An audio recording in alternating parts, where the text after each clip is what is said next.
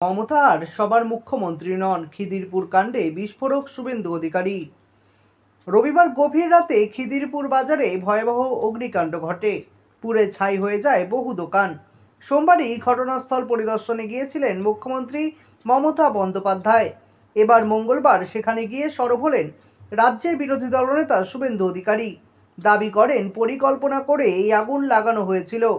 তার কথায় এটি ম্যানমেড অগ্নিকাণ্ড। মমতাকে ঝাঁঝালো আক্রমণ শুভেন্দু অধিকারীর। এদিন বিজেপি নেতা অর্জুন সিং রাকেশ সিংকে সঙ্গে নিয়ে খিদিরপুরের পুড়ে যাওয়া বাজারে হাজির হয়েছিলেন রাজ্যের বিরোধী দলনেতা শুভেন্দু অধিকারী।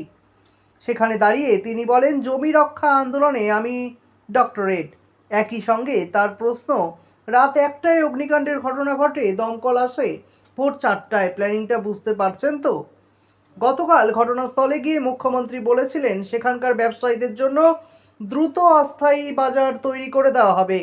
সেই সঙ্গেই যে সকল দোকানদারের দোকান পুড়ে গিয়েছে তাদের জন্য 1 লক্ষ টাকা ও যাদের আংশিক ক্ষতি হয়েছে তাদের 50,000 টাকা করে ক্ষতিপূরণ দেওয়ার কথা ঘোষণা করা হয়। যদিও এতে ব্যবসায়ীদের মধ্যে অনেকেই খুশি নন।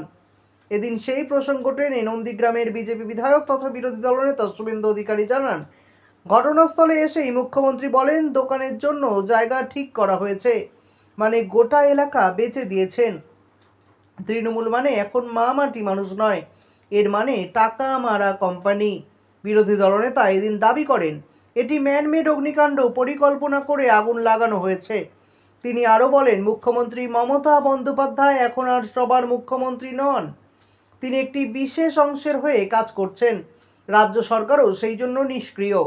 এই জন্য মুখ্যমন্ত্রীর ওপর থেকে মানুষের আস্থা উঠে গিয়েছে। রাজ্যের সম্পূর্ণ সিস্টেমটাই ভেঙে পড়েছে। রাজনৈতিক দল পতাকা ছেড়ে হকের দাবিতে একই সঙ্গে লড়াইয়ের ডাক দিয়েছেন বিজেপি বিধায়ক। সেই সঙ্গে সমগ্র বিষয়টি বিধানসভায় উত্থাপন করা হবে বলে জানিয়েছেন তিনি।